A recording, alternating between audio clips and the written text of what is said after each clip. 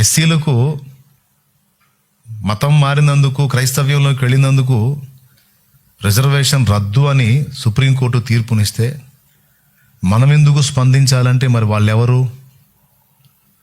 వాళ్ళెవరు? నేను ఒక పచ్చి నిజం చెప్పనా? ఒక పచ్చి నిజం.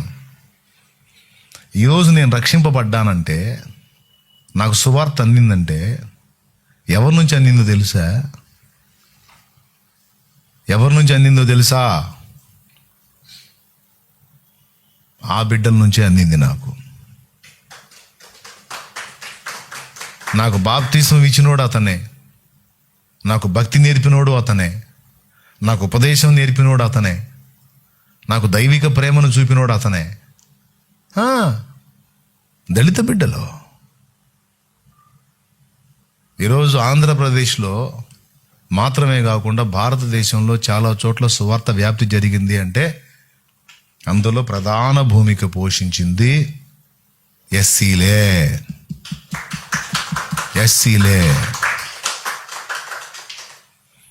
భారత రాజ్యాంగంలో ఆర్టికల్ 25 నుంచి అంతరాత్మ ప్రబోధానుసారం ఎవడికి ఇష్టం వచ్చిన మతాన్ని వాడు అవలంబించవచ్చు, ఫాలో అవ్వచ్చు అని ఆర్టికల్ 25, ఆర్టికల్ 15, ఆర్టికల్ 14 మొదలైన వాటిని మనకిచ్చింది ఒక ఎస్సీనే, డాక్టర్ బిఆర్ అంబేద్కర్. ఖచ్చితంగా వాళ్ళకి నష్టం జరిగితే అది సంఘానికి నష్టం జరిగినట్టే. దళిత బిడ్డలకు అన్యాయం జరిగితే అది సంఘానికి అన్యాయం జరిగినట్టే. దళిత బిడ్డలకి కష్టం కలిగితే అది సంఘానికి కష్టం కలిగినట్టే. దాని విషయంలో స్పందించినోడు అసలు దైవజనుడే కాదు, వాడు దేవుని సంబంధే కాదు. ఇది పచ్చి నిజం. లేకపోతే ఎవరు? సల్మాన్ అన్న ఎవరు? 2 సంవత్సరాలు ఆయన ముందు కూర్చొని నేను వాక్యం విన్నా, దళితుడే. ఏసన్న ఎవరు? నాకు బాప్తిసం ఇచ్చినాడు.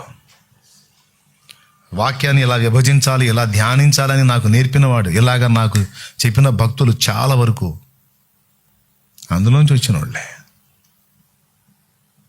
అంతెందుకు, ఈరోజు సంఘంలో నాకు సహకారులుగా ఉండి సేవకులైన వాళ్ళు ఎక్కువ మంది ఎవరో, ఈ రోజుకి మెయిన్ బ్రాంచ్లో పరిచారకులుగా ఉండి పరిచర్యలో ప్రధాన భూమిక పోషిస్తున్న వారెవరో అన్ని సంఘాల్లో, ఏ ఊర్లో ఏ గ్రామంలో నువ్వు వెళ్ళి పరిచర్య పెట్టినా పల్లెలో నుంచి కనీసం 1, 2, 3, 4 ఒక కుటుంబమైనా నీకు సపోర్ట్ చేస్తే అక్కడ నీకు వెన్నుదన్నుగా ఉంటే నువ్వు కట్టగలుగుతున్నావు, చేయగలుగుతున్నావు. మరి ఇంత దుర్మార్గం జరుగుతుంటే దళితుల మీద, ఎస్సీల మీద దైవజనుడుగా నువ్వు నేను స్పందించకపోతే మనకంటే కృతజ్ఞతాహీనులు, దౌర్భాగ్యులు ఇంకోటి ఉంటారా?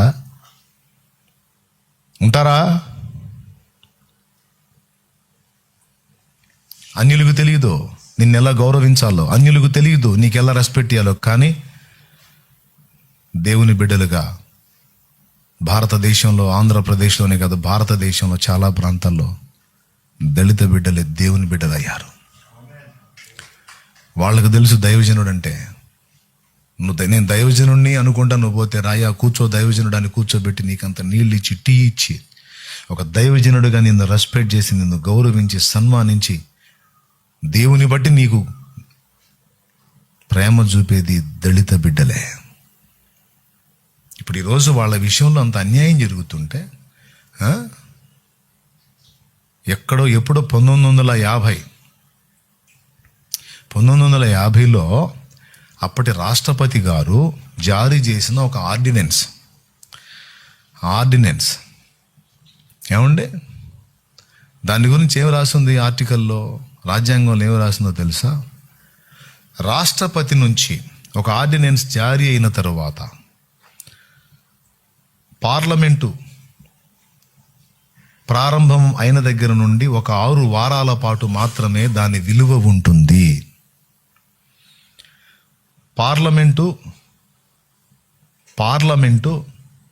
ప్రారంభమైన అంటే ఆ సభలు ప్రారంభమైన 6 వారాల పాటే దాని విలువ ఉంటుంది.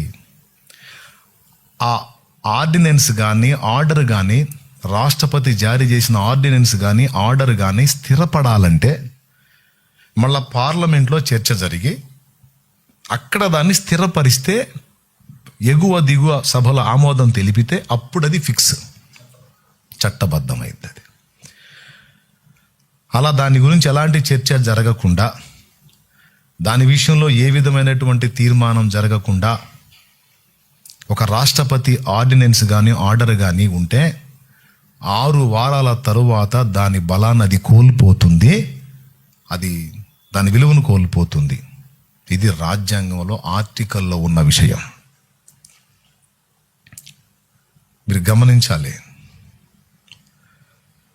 ఏ ఆర్టికల్లో ఉందో కూడా రిఫరెన్స్ పెడతాను నేను, ఇలా దాని బలాన్ని కోల్పోతుందని. స్పష్టమేనా? ఆర్టికల్ 120 కరెక్టేనా? గుర్తుందా నీకు? రైట్. ఆర్టికల్ 123 అందులో మనం చదివాం. ఎన్ని వారాల పాటు ఉంటుంది? 6 వారాలు అన్నాడు. 6 వారాలు అన్నాడు. జరగదు, మినిమం 6 నెలలు. సభ జరగకపోతే 6 నెలలు, జరిగితే 6 వారాలు. ఆర్టికల్ 123 1950లో ఆయన చేసినటువంటి ఆర్డినెన్స్ లేదా ఆర్డరు అప్పుడే అయిపోయింది దాని లైఫ్. లేదు మేము దాన్ని రన్నింగ్లో పెట్టామంటే దాని మీద చర్చ ఏ సంవత్సరంలో జరిగింది, ఏ నెలలో జరిగింది, మరి దాని ప్రకారం ఇప్పుడు ఉదాహరణకి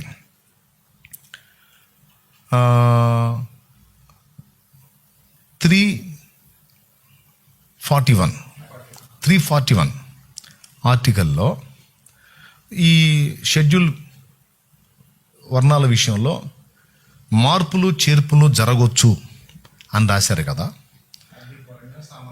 ఆర్థిక పరంగా సామాజిక పరంగా మార్పులు చేర్పులు జరగవచ్చు అని రాశారు. దాన్ని ఆధారం చేసుకొని తీర్పునిచ్చారు. మరి ఇప్పుడు దాన్ని అంటే ఒక మతంలో నుంచి ఒక షెడ్యూల్ క్యాస్ట్కి సంబంధించినటువంటి వ్యక్తి ఒక మతంలో నుంచి ఇంకో మతంలోనికి మార్పు చెందితే అతనికి ఇచ్చినటువంటి ఆ ప్రత్యేక రిజర్వేషన్లన్నీ కూడా రద్దయిపోతాయి, హక్కులన్నీ కోల్పోతాడు అని అందులో మెన్షన్ చేయలేదు. అందులో చేసింది ఏంటంటే ఆర్థిక స్థితిగతులు, కొన్ని కారణాలను బట్టి మార్పు చేర్పులు అన్నాడు. ఒకవేళ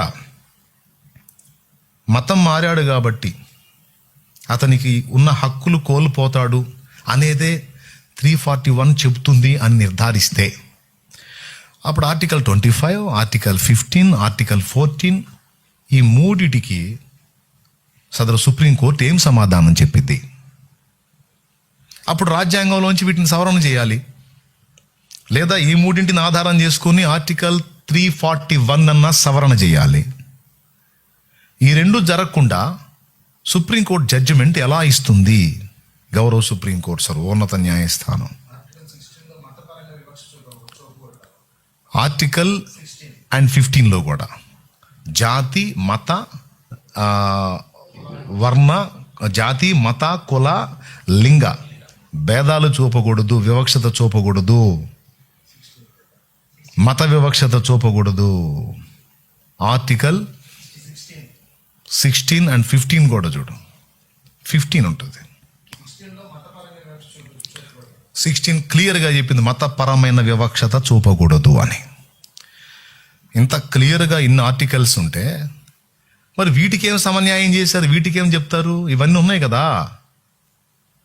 ఎప్పుడో రద్దయిపోయిన దాన్ని తీసుకొచ్చి రాష్ట్రపతి ఆర్డర్ని లేదా ఆర్డినెన్స్ని రద్దయిపోయిన దాన్ని తీసుకొచ్చి దాన్ని చూపించి ఆర్టికల్ 341 చూపించి ఈ రెండింటినీ కలిపి దళిత బిడ్డలకి వాళ్ళకి ఇష్టం వచ్చినటువంటి మతంలోకి మారకుండా స్వేచ్ఛను హరించడానికి, వాళ్ళ మీద ఈ విషయమై ఒకే మతంలో మీరు ఉండాలని ఒక మతాన్ని బలవంతంగా వారి మీద రుద్దటానికి, వాళ్ళు ఎటుగుడి ఉండరు కాబట్టి, వాళ్ళు ఆల్రెడీ మెజారిటీ క్రైస్తవులు అయ్యారు కాబట్టి దాన్ని చూపించి వాళ్ళకు వచ్చే హక్కులు రిజర్వేషన్లను బ్రేక్ చేసి ఆ విధంగా వాళ్ళని అణచివేయడానికి కొంతమంది పూనుకొని చేసిన కుట్ర అని మేమెందుకు అభిప్రాయపడకూడదు? మేమెందుకు అనుకోకూడదు? కాబట్టి నేను చెప్తున్నాను, దళితులకు జరిగితే మనకెందుకు అంటే దళితులకు జరిగితే దేవుని సంఘానికి జరిగినట్టే. ఎందుకంటే మెజారిటీ ఎస్సీలు దేవుని పిల్లలై ఉన్నారు, దైవజనులు, విశ్వాసులు. ఈరోజు నీకు నాకు సువార్త అందిందంటే వాళ్ళ వల్లే. ఈరోజు చప్పట్లు కొడతా పాటలు పాడుతున్నామంటే వాళ్ళు రాసినయే, వాళ్ళు రాసినయే. ప్రార్థన నేర్చుకొని ప్రార్థన చేస్తున్నామంటే ఆ ప్రార్థన కూడా నీకు వాళ్ళు నేర్పిందే. యేసు ప్రభు నిజమైన దేవుడని నీ దాకా సువార్త వచ్చిందంటే ఆ సువార్త కూడా వాళ్ళు నీకు మోసుకొచ్చిందే. ఈరోజున్న దైవ జనాంగంలో మెజారిటీ దైవ జనాంగం దళిత బిడ్డలే ఉన్నారు. పచ్చి నిజాలి. నేను బాగున్నాను, నా సంఘం బాగుంది, మంచిది సోదరా, మంచిది. నువ్వు బాగున్నావు, నీ సంఘం బాగుంది.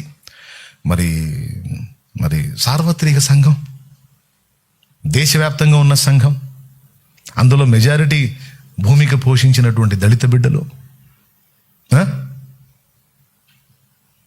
నువ్వు బయట సువార్త చెబుతా ఆర్టికల్ 25 ప్రకారం అని ప్రకటించుకునే హక్కు ఉందండి అని వాదిస్తున్నావు. అది రాసినోడు ఎవరు? వాళ్ళకి జరిగితే నాకెందుక అవసరం? అది ఎందుకు వాటి కోసం పోరాడుతున్నాం, ఎందుకు వాటి కోసం ఇప్పుడు ప్రశ్నిస్తున్నాం అంటే అదేదో రిజర్వేషన్లు ఉంటాయి, లేకపోతే ఏదో అవుద్ది, అన్ని తినేద్దాం, అన్ని పొందేద్దాం, అన్ని అనుభవిద్దాం అని కాదు. రాకడ వస్తుంది, అది కాదు. ఫస్ట్ దీన్ని తెర మీదకి తెచ్చి తర్వాత చిన్నగా యాంటీ కన్వర్షన్ బిల్లు లైన్లోకి తీసుకొచ్చి టోటల్గా భారతదేశ వ్యాప్తంగా క్రైస్తవ్యం యొక్క మనుగడను అడ్డగించడానికి అతిపెద్ద కుట్ర ఇది. అసలు విషయం అది. మొదటి అడుగు వేశారన్నమాట. అర్థమైందా? యేసు ప్రభువును నమ్ముకుంటే ఎస్సీలకు రిజర్వేషన్లు రద్దు అనేది మొదటి అడుగు. దీని విషయంలో స్పందనలు ఎలా ఉంటాయో చూసి ఇప్పటికే 13 రాష్ట్రాలలో, భారతదేశంలోని 13 రాష్ట్రాలలో 1960 దగ్గర నుంచి 65 దగ్గర నుంచి 1967 దగ్గర నుంచి పోరాటం చేస్తున్నారు. ఏమని? మత నిరోధక బిల్లు తీసుకొని రావాలని. ఏమండి? ఉత్తర భారతదేశంలో చాలా రాష్ట్రాలు అండ్ కర్ణాటక, ఇలా కొన్ని రాష్ట్రాలు, దాదాపు 13 రాష్ట్రాలు. నేను చెప్పింది మీకు నెట్లో దొరికింది, చూడండి. 13 రాష్ట్రాలలో యాంటీ కన్వర్షన్ బిల్లును లైన్లో పెట్టి దాన్ని అమలు చేసి యేసు ప్రభులోకి అనేకులు మారకుండా అడ్డగించడానికి ఒక భారీ ఎత్తు కుట్ర జరిగి అది సరిగా అమలు కానట్టుంది. ఇప్పుడు ఈ పెద్ద అడుగు వేశారు. దీని విషయంలో ఎవడో స్పందించకుండా, దీని విషయంలో ఎవడో పోరాటం చేయకుండా, దీని విషయంలో ఎవరు తమ గళం వినిపించకుండా సద్దుమణిగితే చిన్నగా దాన్ని కూడా లైన్లో పెట్టి దాన్ని కూడా లైన్లో పెట్టి దేవుని పనిని, పరిచర్యను అడ్డగించడానికి ఇది భారీ ఎత్తు కుట్ర, మతోన్మాద కుట్ర ఇది. ఆ యాంటీ కన్వర్షన్ బిల్లు వస్తే ఏమైద్దన్నా, మత నిరోధక బిల్లు వస్తే ఏమైద్దన్నా అంటే, ఒకడు బాప్తిస్మం పొందాలంటే ముందు కలెక్టర్కి పెట్టుకోవాలి అర్జీ, కలెక్టర్ ఆమోదం తెలపాల. అలా వితౌట్ పర్మిషన్ నువ్వు బాప్తిజం ఇస్తే 7 సంవత్సరాల జైలు, దాదాపు 5 లక్షల వరకు జరిమానా. ఇంచుమించు 7 నుంచి 10 సంవత్సరాల వరకు శిక్ష. చూసారా? ఇప్పుడు చెప్పండి, మొదటి అడుగు వాళ్ళు సక్సెస్ అయితే రెండో పెద్ద అడుగు వేయడానికి, ఎందుకంటే నాకు తెలిసిన అంచనా ప్రకారం ఇంకా 3 ఏళ్లలో ఈ మతతత్వ పార్టీకి కాలం చెల్లే అవకాశం ఉంది. ఇంకొక 3 ఏళ్లలో దేవుడి చిత్తం అయితే, దేవుడి కృప అయితే ఈ మతోన్మాద పార్టీల కాలం చెల్లే అవకాశం ఉంది. అందుకని ఈ 3 ఏళ్లలోనే చేయాల్సిన దుర్మార్గం అంతా చేద్దామని ఇంత సాహసోపేతమైన అడుగు ఇంత స్పీడ్గా వేశారు. ఇది దయచేసి అందరూ గుర్తించి కొంచెం చురుకుగా దీని విషయంలో సేవకులైన వాళ్ళందరూ కూడా స్పందించాలి. అవసరమైతే వీటిని గూర్చి తెలుసుకొని, అడిగి క్లియర్గా తెలుసుకొని తమ వంతు గళాలు వినిపించాలి. అవసరమైతే దీని విషయంలో వీడియోస్ మాట్లాడి పోస్ట్ చేయాలి. అబ్బాయి వింటున్నారా? మాకెందుకులే ఇవన్నీ, మాకెందుకు వచ్చిన గొడవలు అని సర్దుకుంటారా పిరికి పందల్లాగా, దద్దమ్మల్లాగా? ప్రతి ఒక్కడూ ఈ విషయంలో స్పందించాలి. ప్రశ్నించడం తప్పు కాదు, ఇంక వేరే తప్పులు చేయకూడదు. బాధను వ్యక్తం చేయటం, ప్రశ్నించటం, పర్ఫెక్ట్గా రెఫరెన్సెస్ చూయించి మాట్లాడటం ఎంత మాత్రం తప్పు కాదు. ఆ హక్కు మనకుంది. భావ ప్రకటన స్వేచ్ఛ మనకుంది. సుప్రీంకోర్టు అయితే ప్రజల మొత్తానికి సుప్రీం కాదు, భారతదేశంలో ప్రజలే సుప్రీం. ప్రజల కోసం సుప్రీంకోర్టు ఉంది, ప్రజల కోసం హైకోర్టు ఉంది, ప్రజల కోసం ప్రధాని ఉన్నాడు, ప్రజల కోసం ముఖ్యమంత్రి ఉన్నాడు, రాష్ట్రపతి కూడా ప్రజల కోసం ఉన్నారు తప్పించి ప్రజలు వారి కోసం లేరు. ఇది గుర్తించాలి. మాట్లాడి ప్రశ్నించే హక్కు మనకి న్యాయంగా ఉంది, రాజ్యాంగం కల్పించింది, మనం అడగొచ్చు. కాబట్టి ఏదో 4 రోజులు అట్లా మొరిగేసి సర్దుకుంటే పెద్ద నష్టం భవిష్యత్తులో జరగబోతుంది. కాబట్టి దీన్ని ప్రశ్నించటం, దీని గురించి మనం స్పందించటం అనేది ఆపకూడదు. మాట్లాడాలి. ప్రతి దైవజనుడి లైవ్ వీక్షిస్తున్న ప్రతి దైవజనుడు కూడా ఈ విషయాన్ని ఆలోచించాలి. ఆశ్చర్యం ఏంటంటే ఒక వీడియో చూశాను నేను. 2025లో డిస్మిస్ అన్నారు. వాయిస్ కూడా ఉంది, సీసీ కెమెరా వచ్చింది, ఆ సీసీ ఫుటేజ్ వచ్చింది, జడ్జిమెంట్ వీడియో వచ్చింది. అందులో డిస్మిస్ అన్నాడు. చింతాడ ఆనందపాల్ కేసు డిస్మిస్ అన్నాడు జడ్జి గారు, గౌరవ జడ్జి గారు. డిస్మిస్ అన్న తర్వాత మళ్ళీ వీళ్ళు అప్పీల్కి వెళ్ళలేదు. కనీసం సరే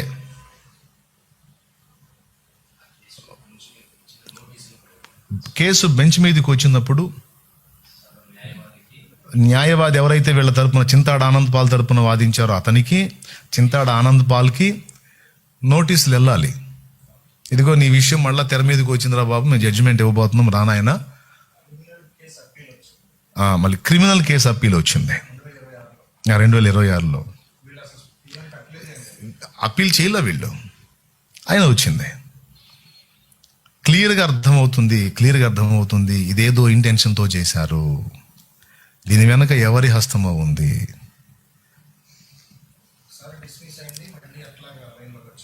అదే కదా, ఒకసారి డిస్మిస్ అని నువ్వే అంటివి, అది ఎప్పుడు తెర మీదకి తీసుకున్నారు, దానికోసం వీళ్ళు ఎప్పుడు అప్పీల్ చేశారు, తీర్పు ఎలా ఇచ్చారు. కాబట్టి చాలా అనుమానాలు క్లియర్గా ఉన్నాయి, పొరపాట్లు, న్యాయ వ్యవస్థ పొరపాట్లు ఉన్నాయి. పొరపాట్లు పడకుండా ఉండటానికి న్యాయమూర్తులేని దేవుడు కాదుగా, మనుషులేగా. కాబట్టి సుప్రీం తీర్పులు వెనక్కి తీసుకునే కొన్ని ఉన్నాయి చరిత్రలో. దీని విషయంలో కూడా సుప్రీంకోర్టు అలాంటి నిర్ణయం తీసుకోవాలి. మతం అనేది హృదయానికి సంబంధించింది, విశ్వాసానికి సంబంధించింది. ఆర్టికల్ 25 ప్రకారం అంతరాత్మ ప్రబోధానుసారం ఎవరైనా తమకు ఇష్టమైనటువంటి మతాన్ని అవలంబించవచ్చు, ప్రచారం చేసుకోవచ్చు. ఇది భారతీయులుగా ఉన్న వాళ్ళ ప్రతి ఒక్కరి హక్కు. ఇది ఒక షెడ్యూల్ క్యాస్ట్కి మాత్రమే మినహాయింపు అని చెప్పలా. ఎస్సీలకి ఇది మినహాయింపు అని ఎక్కడ రాయిలా. అందరూ వాళ్ళకి ఇష్టమైన మతాల్లోకి మారవచ్చు, కానీ ఎస్సీలు మాత్రం మారితే వాళ్ళ హక్కులు పోతాయి అనేది ఎంత దుర్మార్గం అండి, ఇది ఎంత అన్యాయం. ఇది చాలా బాధాకరం. దీని విషయంలో ప్రతి ఒక్కరు కూడా ఆలోచన చేయాలి. మరి దీని విషయంలో న్యాయ పోరాటం చేయాలి, చట్టబద్ధంగా, క్రమంగా. కాబట్టి మొర్దెకై ఇట్లా దేవుని పనికి నష్టం కలుగుతున్నప్పుడు మనం ఎలా స్పందించాలి, అక్కడ రాజుకు అన్యాయం జరుగుతున్నప్పుడు, రాజు ప్రాణం మీదకి వచ్చినప్పుడు రాజును సేవ్ చేయడానికి మొర్దెకై తన వంతు పాత్ర పోషించి తనకు అప్పగించబడిన పనిలో నమ్మకస్తుడుగా ఉన్నాడు. నేను చెబుతున్నా ఓన్లీ మన సంఘాల గురించి, మన కుటుంబాల గురించి కాదు, సార్వత్రిక సంఘం గురించి. భారతదేశంలో ఉన్నటువంటి అన్ని దైవజనులు, సంఘాలు, పరిచర్యలు అన్నిటి గురించి మనకు చిత్తశుద్ధి ఉండాలి, ప్రార్థన ఉండాలి, బాధ్యత ఉండాలి, స్పందన ఉండాలి. మనకు చేతనైనంత మట్టుకు, అవకాశం ఉన్నంత వరకు మన పరిధిలో మనం స్పందించాలి. ఇది తండ్రి సన్నిధి మినిస్ట్రీస్ యొక్క బాధ్యత. దేవునికి మహిమ కలుగును గాక. తర్వాత హామానుకు మొక్కే విషయంలో రాజు పనిలో నమ్మకంగా ఉన్నాడు, రాజు ప్రాణాన్ని కాపాడాడు. రాజు దగ్గర ప్రధాన అధికారిగా అధికారం పొంది విర్రవీగుతున్న హామానుకు మాత్రం అందరూ వంగి కాలు మొక్కారు, కానీ మొర్దెకై వంగల మొక్కల. ఇది ఎన్నవదా, 5వదా? ఇక్కడ పాఠం ఏంటంటే లోకములో ఎన్ని అధికారాలైనా ఉండొచ్చు, లోకములో మనుషులు ఎంత గొప్పవాళ్ళైనా అయి ఉండొచ్చు గాక, నేను నా దేవునికే మొక్కి ఆయనకే నమస్కారం చేస్తాను కానీ అన్యమైన దానికి నేను మొక్కను, నమస్కరించను, చెయ్యి చాపను అనే తీర్మాన విషయంలో ఒక బానిసగా ఉండి కూడా ఎంత రోషంగా ఉన్నాడో మీరు చూడండి. అందరూ వచ్చి హామానుకు మొక్కుతుంటే మొర్దెకై వంగకయు నమస్కరింపకయు అనుంది. బెండ్ అవ్వలేదు. బెండ్ ఎవరు అవుతారు తెలుసా? మెతక బుద్ధి ఉంటే బెండ్ అవుతారు, లోపాయికారితనం ఉంటే బెండ్ అవుతారు. దేవుని మీద స్థిర విశ్వాసం లేనోళ్ళు బెండ్ అయిపోయి అందరికీ భజనలు చేస్తారు. రోషం కలిగిన వాడు, భక్తిపరుడైన వాడు, తన దేవుని మీద ఆనుకున్నవాడు అందరి కాళ్ళకు మొక్కడు, అందరికీ భజనలు చేయడు. ఇదొక పాఠం. ఏలియా దినముల్లో కూడా బయలుకు మోకాళ్ళు ఉనకయో వానికి ముద్దు పెట్టుకొనకయో నుండి 7,000 మంది ఇంకా నాకు ఉందని దేవుడు సాక్ష్యం ఇచ్చాడు. అంటే దేవుడు పట్టించుకుంటాడు ఈ విషయాల్లో. ఒక దైవజనుడుగా, ఒక విశ్వాసిగా, ఒక దేవుని సంబంధిగా మనం దేవుని విషయంలో ఎంత రోషంగా ఉన్నామో, ఎవరికైనా వంగి దండాలు దస్కాలు పెట్టే విషయంలో, బెండ్ అయిపోయే విషయంలో, రాజీ పడే విషయంలో మనం ఏ విధంగా ఉన్నామో మన మెతక ధోరణి ఏంటో కూడా పరిశీలిస్తాడు, పరీక్షగా చూస్తాడు దేవుడు. పరిస్థితులు ఏవైనా కావచ్చు, రాజీ పడకూడదు. యూదుడైన వాడు ఒక రోషం కలిగి ఉంటాడు, క్రైస్తవుడైన వాడు అంతకంటే వారికంటే కూడా ఎక్కువ సత్యం తెలుసుకుని ఉన్నాడు కనుక ఇంకా ఎక్కువ రోషం కలిగి ఉండాలి. ముఖ్యంగా దైవజనాంగం, విశ్వాసగణం ఎంతమంది ఈ వీడియోని వీక్షిస్తున్నారో దేవుని సంబంధులు, వారందరిలో కూడా ఈ రోషాన్ని దేవుడు చూస్తాడు. కలలో కూడా మరొక దాన్ని నేను యాక్సెప్ట్ చేయను ప్రభువా, నిద్రలో కూడా నాకు నువ్వే, నీకే నమస్కరిస్తా, నీ పాదమే మొక్కుతా, నీ దగ్గరే నా చేయి జాపుతా తప్ప ఇంకొక దగ్గర వంగటం, మోకాళ్ళు ఉండటం, చేయి జాపటం నేను చెయ్యను. ఎంత రోషమో చూడండి. బెండవడు, లోక అధికారాలకు బెండవడు, లోక ఆకర్షణలకు బెండవడు, లోక సంబంధమైన వాటికి బెండై వంగి నమస్కరించి వాటిని పొందుకోవాలనుకోడు. ఒకవేళ హామానుకు మొక్కితే, మొర్దెకై అనేవాడు మొక్కాడా, బాగా మొక్కేవారా, నీకు కూడా ఒక పదవి ఇస్తానని ఇస్తుండొచ్చు, అధికారం ఇస్తుండొచ్చు, లేదా ఇంకోటి ఏదైనా ఇస్తుండొచ్చు. అసలు నాకేమొద్దురా భయ్, అందరూ మొక్కితే మొక్కుతారు, బెండ్ అవుతారు, నేను అవ్వను. లోకానికి, డబ్బుకి, అధికారాలకి, భోగాలకి మనం వంగకూడదు. రాసుకో. లోక ఆకర్షణలకి, డబ్బుకి, అధికారాలకి. సంఘానికి వస్తారు కొంతమంది, మేము ఫలానా క్యాస్ట్ అండి, మేము ఆ క్యాస్ట్ అండి, మేము ఈ క్యాస్ట్ అండి అని యేసుప్రభు నమ్ముకొని కూడా ఉన్నోళ్ళు వచ్చి కులం పేరు చెబుతారు. నాకు లాగా ఒకటి బేకాలనిపించింది. కొంతమంది పాస్టర్ల దగ్గర కూడా ఈ దరిద్రం చూశాను నేను. నేను ఫలానా దగ్గర సేవ చేస్తున్నానండి, నేను ఫలానా క్యాస్ట్ అండి అంట. అంటే నేను పాస్టర్ని అంటే ఒక గౌరవం, ఫలానా క్యాస్ట్ అనగానే అబ్బో అంత పెద్ద కులం నుంచి వచ్చారా అని బెండ్ అవుతారని ఎవడికి చెప్తావు?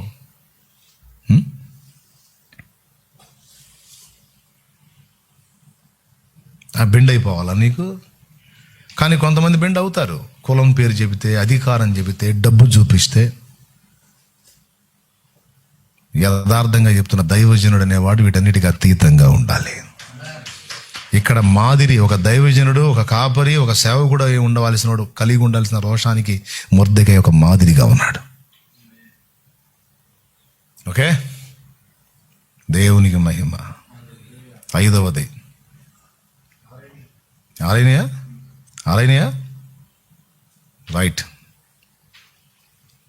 పర్వాలేదులే, ఇంకో 2 చెప్పి ప్రార్థన చేస్తా. నాకు తెలిసి గుర్తుండవని అయినా సరే చెప్తాను. గుర్తుంటాయా? ఏమో. ఒక్కటి మాత్రం నిజం, నేను చెప్పే విషయాలన్నీ మీ హృదయంలోకి వెళ్తాయి. ఒక్కసారిగా మొత్తం నాకు మళ్ళీ ఏకరో పెట్టలేకపోవచ్చు కాక, కానీ ఆ సందర్భాలు వచ్చినప్పుడు, ఆ సన్నివేశాలు వచ్చినప్పుడు టపీమని వచ్చి నీకు బయటికి కనపడతాయి. అది మాత్రం జరిగిద్ది. అందుకే అంత నమ్మకంతో చెప్తున్నాను నేను. బాబా, అందరికీ వినపడుతున్నాయి కదా? స్తోత్రం చెప్పండి. 2 చేతులెత్తి. రైట్, అందరూ వినండి. లైవ్లో జూమ్లో ఉన్న బిడ్డలు అందరూ వినాలి జాగ్రత్తగా. జాషువా కవర్లో కూర్చున్నావు, ఏదో నవ్వుతా ఉన్నావు.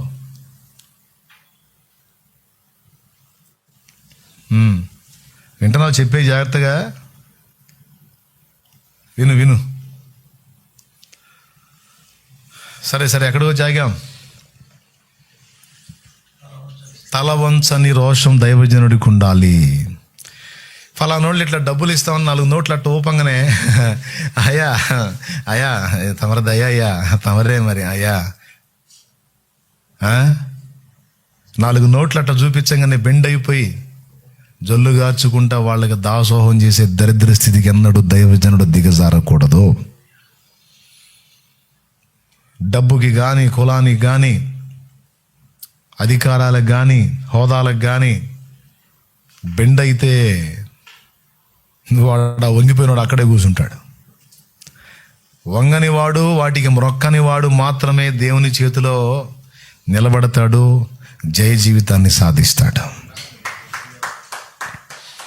కెరీతు వాగు దగ్గర మోకాళ్ళుని దేవుడిచ్చి ఆహారం కోసం కనిపెట్టుకునే ఏలియా వంటి రోషగాళ్ళు దేవునికి కావాలి. కానీ ఎవడో చూపే దయా దాన్ని దాక్షిణ్యాలకు, ఎవడో వేసే అంత భిక్షకు బెండ్ అయిపోయి అందరికీ మూతులు నాకి, కాళ్ళు మోకి, కాళ్ళు నాకి, వేళ్ళు నాకి దరిద్ర కొట్టు స్థితిలో ఉన్నవాడు అసలు దైవజనుడు కాదు. వాడిని దేవుడు యాక్సెప్ట్ చేయడు, వాడిని వాడుకోలేడు. అది మాత్రం రాజీ లేకుండా ఉండాలి రోషం అక్కడ.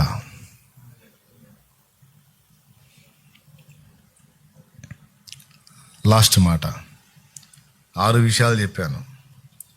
ఇలా మొక్కనందుకు వాడు పగబట్టి టోటల్ జాతినే నాశనం చేద్దామని కుట్ర పూనినప్పుడు, ఈ విధమైనటువంటి కుట్ర వాడు పూనుతున్నాడు. మరి ఇందులో నీ స్పందన ఏంటి, నీ వర్క్ ఏంటని మొద్దెకైకి సమాచారం పంపించాడు. ఇక ముగించబోతున్నాను, జాగ్రత్తగా వినండి. టైం ఎంత అయింది నాన్న?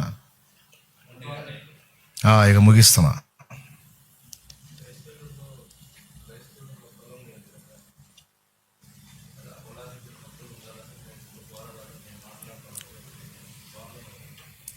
రైట్, క్రైస్తవ్యంలో కులం లేదు కదా. ఒక మాట, క్రైస్తవంలో జాతి లేదా? అది కూడా చెప్పమని నాకు. క్రైస్తవంలో జాతి లేదా? 7 జాతుల మనుషులు ఉన్నారు కనానులో. హివ్వీలు, హిత్తీలు, గిర్గాసీలు, యబూసీలు, అట్లా 7 జాతులు ఉన్నారు. ఇశ్రాయేల్ ఒక జాతి. ఇప్పుడు నేను చెప్తుంది జాతి గురించే. అర్థమైందా? ఇక్కడ జాతి పేరుతోనే అవాయిడ్ చేసింది తెలుసా నీకు? దళిత జాతి. అర్థమైందా? మనుషుల్ని జాతులుగా విభజించి బైబిల్ మాట్లాడింది. అర్థమైందా? అందుకే మీకు ఇంకొక రిఫరెన్స్ కూడా చూపిస్తాను నేను. మనాళ్ళు కులం అన్నారు, ఇక్కడ కులము మరియు జాతి ఈక్వల్ చేసి వ్యవహరించారు. అర్థమైందా? ఆ పాయింట్ కూడా నేను మెన్షన్ చేస్తాను. ఇప్పుడు ఒక్కసారి చూడండి, అపోస్తల కార్యం తీసుకో. అపోస్తల కార్యం 17వ అధ్యాయం తీసుకో. కరెంటు పోయిందిలే, మీకు నా వాయిస్ వినపడుతుంటుంది. చూడండి, అంటే ఒక ప్రశ్న వేశారు, క్రైస్తవ్యంలో కులం లేదు కదా అని. ఇప్పుడు క్రైస్తవ్యంలో కులం లేదు, క్రైస్తవ్యంలో జాతి భేదం లేదు, ప్రాంతీయ భేదం లేదు, ఏ భేదం లేదు. కానీ భారతదేశంలో కులం ఉంది కదా నాన్న. అర్థమైందా? భారతదేశంలో అయితే కులం ఉందిగా, భారతదేశంలో అయితే ప్రాంతీయ భేదం ఉందిగా, అన్ని భేదాలు ఉన్నాయిగా. కాబట్టి క్రైస్తవ్యంలో కులం లేకపోవచ్చు, కానీ భారతదేశంలో కులం ఉంది. ఎస్,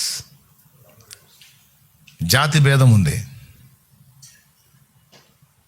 కాబట్టి ఆ జాతిని చూపించి, కులాన్ని చూపించి, తరతరాలుగా అంటరానితనంతో 2 వర్ణాల వారిని చాలా దారుణంగా ద్రోహం చేశారు. అర్థమైందా? కాబట్టి ఆ జాతికి జరుగుతున్న అన్యాయం, బిఆర్ అంబేద్కర్ గారు రాజ్యాంగ రచయిత, ఆయనే ఆ బాధలు పడ్డాడు. పడి తరతరాలుగా ఈ జాతికి జరుగుతున్న ద్రోహానికి అడ్డుకట్ట వేయాలని వాళ్ళని చూపించి, వాళ్ళ పరిస్థితులు చూపించి, కొన్ని ప్రత్యేకమైన హక్కులు వాళ్ళకి ఏర్పాటు చేసి కొంత సేవ్ చేయడానికి ట్రై చేశాడు. ఇప్పుడు ఆ హక్కుల్ని కూడా కాలరాసి వాళ్ళని మళ్ళా మొదటి స్థితిలో అనగదొక్కాలని కుట్ర జరుగుతుంది. అది నా బాధ. సంఘంలో కులం లేదు, సంఘంలో ధనిక, బీద, ప్రాంతీయ, జాతి, మత వైషమ్యాలకు తావే లేదు. క్రైస్తవ సంఘంలో లేదు, కానీ భారతదేశంలో ఉంది. భారతదేశం నేను ఎంత కాదన్నా సరే కులాన్ని అంటగట్టిద్ది, ఎంత కాదన్నా మతాన్ని అంటగడుతుంది. అందుకని నేను దాని విషయంలో మాట్లాడాల్సి వచ్చింది. మరి క్రైస్తవంలో కులం లేదు, భారతదేశంలో లేదా? రమ్మని అందరూ సమానం అని చెప్పమను, ఉన్నదంతా అందరికి పంచమను, అయిపోయింది. ఇంక గొడవ ఎందుకు? అందరినీ కలుపుకోమను. ఇప్పుడు పల్లెని కూడా తెచ్చి ఊళ్ళో కలుపుకోమను, పల్లె బిడ్డలకి ఊళ్ళో వాళ్ళ పిల్లల్ని ఇమ్మను, ఊళ్ళో వాళ్ళకి పల్లెల్లో వాళ్ళ పిల్లల్ని చేసుకోమను, అయిపోయింది. ఇంక కూడా సమానత్వం వచ్చేస్తుంది, ఇక అంతా కలిపేద్దాం. జరుగుతుందా? అది ఈనాటి కూడా అరుగు మీద కూర్చొని ఇక పోతుంటే నా కళ్ళారా ఎన్ని చూడలే, నేను ఇప్పటికి చూస్తున్నా. నేను ఎక్కడొచ్చింది సమానత్వం? పల్లె పల్లెగానే ఉంది, ఊరు ఊరుగానే ఉంది.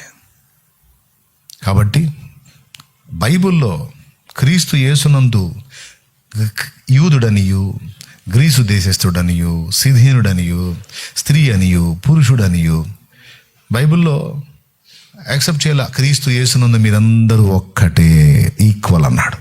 కాబట్టి అందులో తిరుగులేదు ఇందులో. కానీ భారతదేశంలో కులం ఉంది. అటు చిన్నప్పుడు స్కూల్కి వెళ్తే స్కూలు సర్టిఫికెట్లో, టీసీల్లో కూడా అది మెన్షన్ చేసి మరీ ఇస్తాం. ఏమైనా కన్ఫ్యూజ్ ఉందా? క్లారిటీ ఉంది కదా? రైట్. దేవునికి మహిమ కలుగును గాక. కాబట్టి బైబిల్లోని వ్యక్తులకు ఇష్యూ వస్తే ఎక్కడుందని ప్రశ్నించవచ్చు, కానీ భారతదేశంలో ఇష్యూ వచ్చింది. భారతదేశంలో ఉంది కాబట్టి మనం ప్రశ్నించాల్సి వచ్చింది. అంటగట్టారు కాబట్టి ప్రశ్నించాల్సి వచ్చింది. అంటగట్టి అవమానపరిచారు కాబట్టి ప్రశ్నించాల్సి వచ్చింది. అవమానాలు జరుగుతున్నాయని ఏదో కొన్ని హక్కులు కల్పిస్తే ఆ హక్కుల్ని కూడా కాల రాస్తున్నారు కాబట్టి ప్రశ్నించాల్సి వచ్చింది. అది ఓకేనా? రైట్. మొర్దెకాయి విషయంలో మరొక అద్భుతమైన విషయం మీకు చూపిస్తాను నేను. అదేంటంటే, ఇప్పుడు ఎస్తేరుకి సమాచారం పంపించాడు. ఎస్తేరు దాని విషయంలో స్పందించలేదు. ఎందుకు స్పందించలేదంటే ప్రమాదం. రాజు ఆమెను చేసుకున్నాడు, కానీ ఆయన రాజ్య వ్యవహారాల్లో మునిగిపోయాడు. ఆయన పర్సనల్గా ఉన్నాడు. ఆయన అనుమతి లేకుండా, ఇప్పుడు వస్తీ ఆయన పిలిస్తే రాలేదని ఆమె తీసేశాడు. పిలిచినప్పుడు రాకపోయినా నేరమే రాజు దగ్గర, పిలవకుండా పోయినా నేరమే. వితౌట్ పర్మిషన్ వెళ్ళకూడదు. అది డేంజరే. అది ఎంత డేంజర్ అంటే, రాజదండంగా చూపించకపోతే తలగొట్టేస్తారు. అంటే ఎస్తేరు ప్రాణానికే ప్రమాదం. కాబట్టి శత్రువు కదులుతున్నాడు, ఓకే, కానీ ఇప్పుడు నేను తొందరపడి అడుగు వేస్తే మొత్తం నేను లేకుండా పోతే అసలు అనుకున్న ఆలోచనలు నెరవేరు. కాబట్టి నేను ఉండాలి. కాబట్టి ఇది టైం కాదు, తర్వాత పోతానంది. అప్పుడు ఆయన మళ్ళా సమాచారం పంపించాడు. ఈ సమయం కోసమే నీవు రాణివైతేవేమో ఆలోచించుకో. ఎంత తీవ్రంగా హెచ్చరించాడంటే, నీవు హెల్ప్ చేయకపోతే మాకు వేరే వైపు నుంచి సమాధానం వస్తుంది దేవుని దగ్గర అని ఒక విశ్వాస వీరుడు కనపడతాడు ఆయన దగ్గర. ఏదో నువ్వు ఆ ప్లేస్లో ఉన్నావు, మా బిడ్డగా ఉన్నావు, ఏదన్నా హెల్ప్ చేస్తావని మాట్లాడావు. నీ ప్రాణాన్ని దక్కించుకోవడం నువ్వు ట్రై చేస్తున్నావు కనుక మాకు దిక్కు లేదు అనుకోవద్దు. మాకు దేవుడు ఉన్నాడు. నువ్వు మనిషివి, కానీ నువ్వు కాదు, మాకు దేవుడు ఉన్నాడు. బా, ఆఖరికి బయట వాళ్ళని కాదు, సొంత వాళ్ళ విషయంలో కూడా నిష్ఠూరపడాల్సిన అవసరం లేదు. బయట వాళ్ళు అంటే చేయలే, సొంత వాళ్ళు అయ్యి మీరు కూడా చేయరా అని నిష్ఠూరపడవచ్చు. అబ్బే, ఆ నిష్ఠురాలు కూడా లేవు ఆయన దగ్గర. నువ్వు చేయకపోతే మేము వాడు హామాన్ దగ్గర కాలు వంగటానికి మేము లోపడకపోవటం కాదు, నువ్వు రాణివైనా నిన్ను కూడా లెక్క చేయం. ఎందుకంటే మేము ఆనుకుంది ఆయన మీద. మాకు యెహోవా వేరొక వైపు నుంచి సహాయం పంపును. దేవునికి స్తోత్రం. నువ్వు చేయకపోతే మాకు వస్తుంది, కానీ నీవును నీ ఇంటి వారు నాశనం అవుతున్నారు అన్నాడు. ఒక్క మాట మీరు ఆలోచించండి. ఎస్తేరు ఇంటి వారు ఎవరు?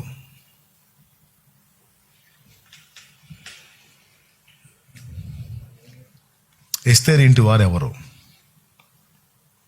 వాళ్ళ నాన్న పేరు మెన్షన్ చేయబడి ఉంది, ఆ ఫ్యామిలీ ఓకే. కానీ ఆ ఫ్యామిలీలో వ్యక్తిగా చలామణి అయిందా ఈయన కూతురుగా చలామణి అయిందా? అంటే ఏం చెప్పాడో తెలుసు అక్కడ మొర్దెకాయి మాట్లాడిన మాటల్లో, నీవు మాకు హెల్ప్ చేయకపోతే వేరే పక్క నుంచి సహాయం కలుగుతుందంటే యూదుల మాట. కానీ పర్సనల్గా ఏం చెప్పాడో తెలుసా? నిన్ను నన్ను ఈ పనికి దేవుడు నియమించాడు, మన వల్ల ఈ పని జరగకపోతే నువ్వు నేను మొత్తం మన ఇల్లు పోయి తెప్పించేదాన జాగ్రత్త అన్నాడు. యూదులకు దిక్కు దేవుడు మనల్ని నిలబెట్టాడు ఈ టైం కోసం. మన ద్వారా జరగాల్సిన పని జరగకపోతే ఆయన ఇంకో వైపు నుంచి కార్యం చేసుకుంటాడు, కానీ మన నుంచి ఆశించింది జరగనుందని మనల్ని లేపుతాడు. ఆయన కోపం నీ మీదికి, మన ఇంటి మీద, టోటల్ మన ఫ్యామిలీ మీదకి వచ్చి తెప్పించేదాన నువ్వు జాగ్రత్త అని వార్నింగ్ రిలీజ్ చేశాడు.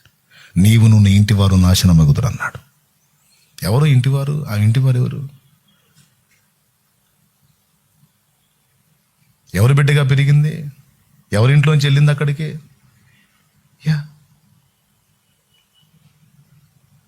లేకపోతే ఇంకా ఆమె ఇంటి వారు ఎవరున్నారు? ఉంటే అనాథ ఎందుకు అయింది?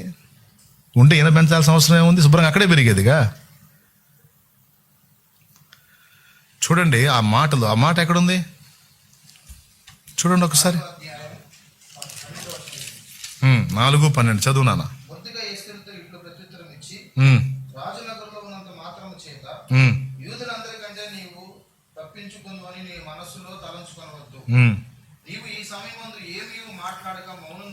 నీవు ఈ సమయమందు ఏమియు మాట్లాడక మౌనముగానున్న ఎడల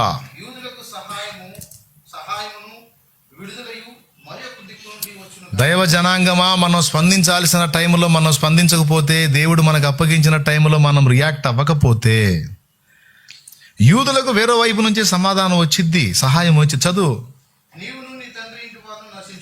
అది దేవునికి స్తోత్రం కలుగును గాక. ఆమె తండ్రి ఇంటి వారంటే ఎవరండి?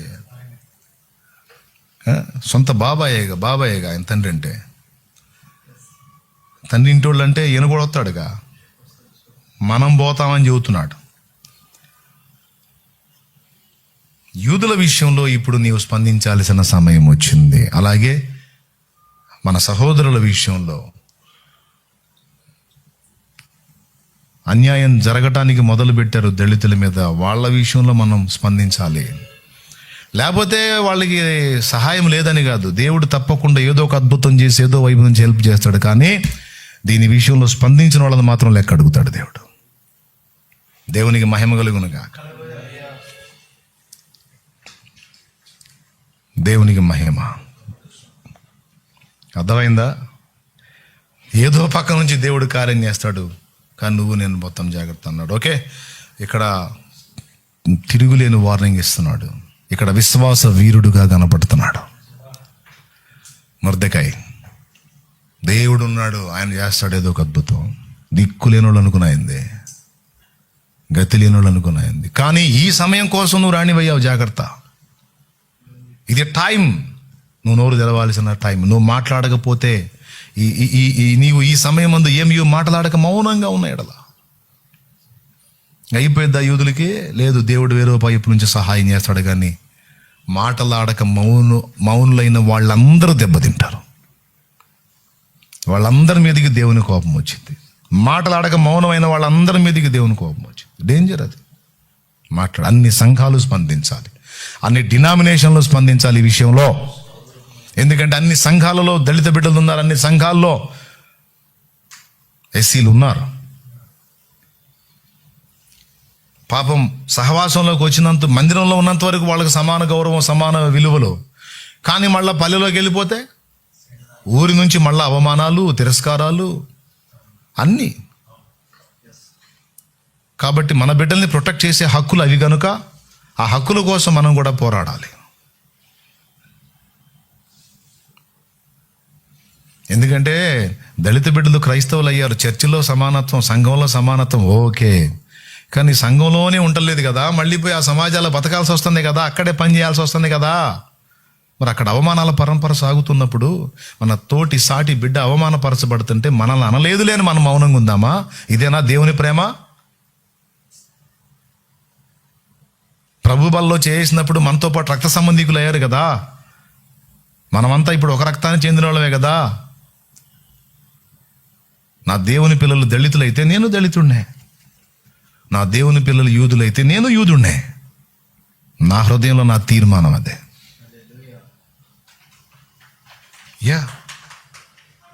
దేవునికి స్తోత్రం కలుగును గాక. ఎందుకంటే నా దేవుని పిల్లలు అంటరాని వాళ్ళంటే నేను అంటరాని వాడిని. నా దేవుని పిల్లలు అవమానపరచబడుతుంటే అవమానం నాది కూడా. అది కాబట్టి నేను దేవుని ముందు ఏడ్చాను, కన్నీరు గాచాను. స్పష్టంగా జరుగుతున్నటువంటి దారుణానికి నా వంతుగా నేను చేయాల్సిన పోరాటం నేను చేస్తున్నాను. అన్ని సంఘాలకి మళ్ళీ ఒక్కసారి ఈ లైవ్ ద్వారా మళ్ళీ పిలుపునిస్తున్నాను. దయచేసి డినామినేషన్ భేదం లేకుండా సత్యాన్ని ప్రేమించి యేసు ప్రభు నిజమైన దేవుడిని ఒప్పుకున్న ప్రతి సంఘము, నీ సంఘంలో నువ్వు దేవుని బిడ్డల్లో నువ్వు ఎస్సీల్ని కలిగి ఉన్నావు, అంటరాని వాళ్ళుగా అవమానపరచబడుతున్న దీనుల్ని నువ్వు కలిగి ఉన్న వాళ్ళ కోసం నువ్వు గళం విప్పకపోతే నీకన్నా దుర్మార్గం ఇంకోటి ఉండదు. జాగ్రత్త, దేవునికి లెక్క చెప్పాలి. అందరికీ పిలుపునిస్తున్నాను నేను. ఇది ఆఖరి మాట. 6 విషయాలు తెలుసుకున్నావు ఇప్పుడు. 7వది ఇప్పుడు చెప్పుకున్నది విశ్వాస వీరుడనే. ఆఖరి మాట చెప్పి ముగిస్తాను. ఇన్ని క్వాలిటీస్ కలిగాడు కదా. చివరికి ఎస్తేరు నుంచి ఒక సమాచారం వచ్చింది. వార్నింగ్ పంపగానే ఎస్తేరు సరే పెద్ద ఆయన కోపం వచ్చినట్టుంది, గట్టి వార్నింగ్ పంపించాడు. పాయింటే అంటే నిజంగా ఇది నేను స్పందించాల్సిన టైం, తెగించాల్సిన టైం, మాట్లాడాల్సిన టైం, పర్యావసానాలు ఏవైనా కావచ్చు, ఇది నేను స్పందించాల్సిన టైం అని ఒక తీర్మానం చేసింది. ఆయనే నేర్పాడు. ఆయన గోనె పట్ట కట్టుకొని బూడిద పోసుకొని మొర్రపెట్టాడు కదా. హ్యామానుగాడు ఈ దుర్మార్గం కల్పించినప్పుడు, యూద జాతి మొత్తాన్ని నాశనం చేయాలని పథక రచన చేసినప్పుడు గోనె పట్ట కట్టుకొని బూడిద పోసుకొని గోజాడుకున్నాడు కదా. ఈ ఫాస్టింగ్ ప్రేయరు, ఇలా దేవుని మీద ఆధారపడటం అనేది మొర్దెకే నేర్పాడు ఎస్తేరుకి. అప్పుడు సమాచారం పంపించింది, ప్రభువుని వేడుకుంటాను, నేను అంతఃపురంలో ఉన్నటువంటి నా దాసీలు మొత్తం కలిసి ఒక 3 రోజులు ఫాస్టింగ్ ఉంటాం, నువ్వు వెళ్ళి మన వాళ్ళందరికీ చెప్పి ఈ 3 దినాలు ఉపవాసం ప్రకటించండి. 3 days ఫాస్టింగ్ ప్రేయర్. 3 దినాలు ఉపవాసం ప్రకటించండి. నేను కూడా ప్రార్థన చేసుకొని పోయి రాజు సముఖంలో నిలబడతాను. బ్రతకనిస్తే బ్రతుకుతాను, అనుకున్న పని జరిగిస్తాను. ఒకవేళ బ్రతకనివ్వకపోతే అందరికంటే ముందు నేనే చచ్చిపోతాను. ఈరోజు క్రైస్తవ సంఘంలో జడ్జిలుగా, లాయర్లుగా, రకరకాల అధికారాల్లో, రకరకాల హోదాల్లో దేవుని బిడ్డలు చాలామంది ఉన్నారు. దేవుడు ఇలాంటి సమయాల కోసం నిన్ను ఆ హోదాలో నిలబెట్టి ఉండొచ్చు. మరి సేవకులు మాత్రమే కాదు, ఈ లైవ్ వీక్షిస్తున్న వాళ్ళు, ఈ లైవ్ అందరి దగ్గరికి వెళ్ళిద్ది.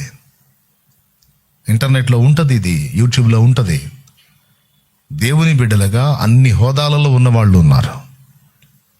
చాలామంది, వేల కొద్ది మంది లాయర్స్ ఉన్నారు, జడ్జిలు కూడా ఉన్నారు, అలాగే చట్టం తెలిసిన వాళ్ళు ఉన్నారు. అందరూ ఈ విషయంలో తమ తమ బాధ్యతను నెరవేర్చాలి. ఆనాడు ఎస్తేరును అక్కడ ఉంచినట్టు ఇలాంటి రోజుల కోసమే, దేవుని సంఘం శ్రమ పొందకుండా కాపాడటం కోసమే నిన్న ఆ హోదాలో ఉంచాడేమో, ఆ పదవిలో ఉంచాడేమో, ఆ స్థానంలో ఉంచాడేమో. స్వార్థపరులాగా నీ భుక్తి కోసం, వృత్తి కోసం మాత్రమే నువ్వు పొందిన హోదాను వెలగబెట్టకుండా దేవుని ప్రజలకు మేలు జరుగునట్లుగా నీకు ఇచ్చినటువంటి ఆ హోదాన్ని వినియోగించి నువ్వు చేయదగ్గ పోరాటం నువ్వు చేసి దేవుని ముందు నిలబడు నిర్దోషిగా.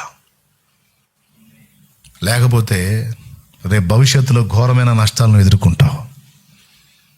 నీకు ఒక హోదా ఇచ్చాడు, ఒక పదవి ఇచ్చాడు, ఒక స్థానం ఇచ్చాడు. నీ వంతు, నువ్వు రాజకీయ పార్టీలో ఉన్నా, నువ్వు ఏ పార్టీలో ఉన్నా, నేను చెప్తున్నా, కొంతమంది స్వార్థం కోసం, కొంతమంది వ్యక్తిగత లాభం కోసం దళితులకి ఇంత దారుణమైన అన్యాయం జరుగుతున్నా కూడా మేము దళిత సంబంధాలు అని చెప్పుకుంటా గుర్తింపులోకి వచ్చిన కొంతమంది వ్యక్తులు ఈరోజు మిన్నకుండిపోయి తప్పుడు తీర్పులకు సపోర్టుగా నిలిచారు. వాళ్ళు కూడా సిగ్గు తెచ్చుకోవాలి, మార్పు చెందాలి. రాజకీయ పార్టీలో మీరుంటే మీరు గళం విప్పాలి, కోర్టులో జడ్జిలుగా ఉంటే గళం విప్పాలి, లాయర్లుగా ఉంటే గళం విప్పాలి. మీరు ఏం చేయగలరు ఇలాంటి విషయాలు ఇచ్చేసి, ఏ డిపార్ట్మెంట్లో వాళ్ళైనా సరే మీ వంతు స్పందన మీరు తెలియజేసి ఎస్తేరు ఎలాగైతే చెప్పిందో, నన్ను ఈ స్థానంలో నిలబెట్టాడు దేవుడు, చేస్తే ఈ ప్రజల కోసం నా వంతు పోరాటం నేను చేసి మేలు చేస్తాను, లేకపోతే వీళ్ళందరికంటే ముందు నేనే నా ప్రాణాన్ని కోల్పోతానని నిలబడింది ఎస్తేరు. ఆ విధంగా ఆమెను తయారు చేశాడు మొర్దెకై. ఆ తర్వాత వచనం చూడాలి మీరు, అందుకు నేను చెప్తుంది. నేను వెళ్ళండి, అందరికీ ఉపవాసం ప్రకటించండి, ప్రార్థనలో ఉండమనండి, నేను రాజుని వద్దకు ప్రవేశిస్తానంది. 17వ వచనం, 4:17. ఆ మాట విన్నాక మొర్దెకై ఇంకేం బదులు చెప్పక అటువలనే మొర్దెకై బయలుదేరి ఎస్తేరు తనకు ఆజ్ఞాపించిన ఎంతటి ప్రకారముగా జరిగించెను. చెప్పింది చిన్నపిల్ల అయినా పెద్దోడైనా, ఆడపిల్లైనా మగబిడ్డైనా, చెప్పింది సరైన పాయింట్ అయితే ఎదురు చెప్పడు మొర్దెకై. అది ఆయన స్పెషల్. ఒక కాపరి అనేవాడికి ఈ కొలత కూడా ఉండాలి. తన ఆత్మీయ బిడ్డలు కావచ్చు, కడుపును పుట్టిన బిడ్డలు కావచ్చు, సరైన విషయాన్ని కానీ బోధించినట్లయితే, సరైన స్టెప్ తీసుకోబోతుంటే పసి బిడ్డలాగా అలాగేనయ్యా అలాగేనమ్మా అని లోబడే మైండ్ కలిగి ఉండాలి. అలాంటి వాళ్ళు అవుతారు మొర్దెకైలో. అలాంటి వాళ్ళు రక్షిస్తారు జాతిని. అలాంటి వాళ్ళు తయారు చేస్తారు ఎస్తేరు రాణుల్ని. ఆ తగ్గింపు చూడండి. అలాగే తల్లి, నువ్వు చెప్పినట్టే చేస్తానమ్మా, నీ ఆజ్ఞమ్మా, ఇక ఆజ్ఞ. ఎందుకంటే నువ్వు నేను చెప్పిన దానికి కనెక్ట్ అయ్యావు కదా, ఇక ఆజ్ఞాపించమ్మా, నేను శిరసా వహిస్తాను. ఫాస్టింగ్ ప్రేయర్ తప్పకుండా మొత్తాన్ని ప్రకటిస్తాను. వెళ్ళిపోమ్మా, వెళ్ళిపో. బతికితే జాతి కోసం బతుకుదాం, బతికితే జాతిని ఉద్ధరించడానికి బతుకుదాం, లేకపోతే వాళ్ళకంటే ముందు మనమే చచ్చిపోదాం, లేకపోతే వాళ్ళకంటే ముందు మనమే కన్ను ముద్దాం. జాతి కోసం బతుకుదాం, దేవుని కోసం బతుకుదాం. పోమ్మా నా బంగారు తల్లి, విను, నీ ప్రాణం పోతే నా ప్రాణం పోయినట్టు కదా ఎస్తేరు. నువ్వు చచ్చిపోతే నేను బతికుంటానా? పోతే మనమే పోదాం. ముందుగా బతికితే మన బతికి అందరిని బతికిద్దాం. ఇది మొర్దెకై గుండె ఘోష. ఆ స్పందన నుంచి వచ్చిన రాగానే వెంటనే లోబడ్డాడు. తర్వాత ఏం జరిగిందో మీకు తెలుసు. ఇక తర్వాత కథ అంతా మీకు తెలుసు. అద్భుతంగా ఎస్తేరు ఆమోదం పొందింది. హామానుని ఉరికి ఎక్కించింది. హామాను ద్వారా తాకీదులు అందుకొని యూదుల్ని చంపడానికి సిద్ధమైన వాళ్ళందరికీ ఒక్క దినమందే హతులయ్యే పరిస్థితి. ఎవరైతే కుట్ర చేసి దుర్మార్గం చేసి నాశనం చేయాలనుకున్నారో వాళ్ళ నాశనాన్ని వీళ్ళు కళ్ళారా చూసేటట్టు జీవం గల నా దేవుడు చేశాడు. అలా దేవుడి చేత అద్భుతమైన నడిపింపు పొంది ఆనాడు జాతికి వచ్చేటువంటి ఆ గొప్ప విపత్తు నుంచి కాపాడే విషయంలో మొర్దెకై ఎంత కీలక భూమిక, ఎలా కీలకమైన పాత్ర పోషించాడో ఒక్కసారి ఆలోచించి, ఈరోజు ఒక దైవ సేవకుడుగా, కాపరిగా, దేవుని సంబంధిగా ఉన్న నీవు ఈ మొర్దెకైలో ఉన్నటువంటి కొలతలన్నిటిని కలిగి ఉంటే నీ సేవకు అది గొప్ప ఆశీర్వాదం, పరిచర్య రాణింపుకు అది గొప్ప కారణం అవుతుంది. ఈ 8 లేక 9 సంగతులు దాదాపు నేను చెప్పాను. 8 సంగతులు.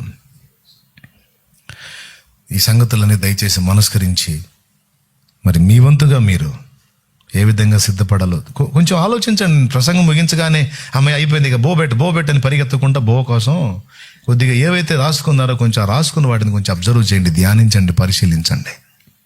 ఇందులో నేనున్నానా? ఈ స్థితిలో నేనున్నానా? నేను బెండ్ అవుతున్నానా? నేను ఎక్కడన్నా లోపడుతున్నాను? సేవకు వస్తే ఎవడైనా నన్ను వెంబడింప గోరిన ఎడల తన సిలువనెత్తుకొని వాడు నన్ను వెంబడింపవలెను.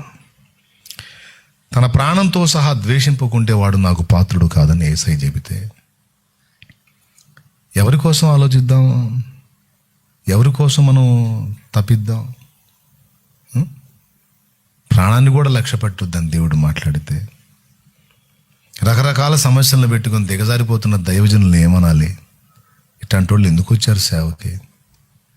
సరి చేసుకోండి, రోషం తెచ్చుకోండి. దేనికి బెండ్ అవ్వకూడదు, మనం దేనికి బెండ్ అవ్వకూడదు. మన బాధ్యత మనం నెరవేర్చాలి, పిలిస్తే వెళ్ళిపోవాలి, అంతే. ఆయన ముందు నిలబడాలి.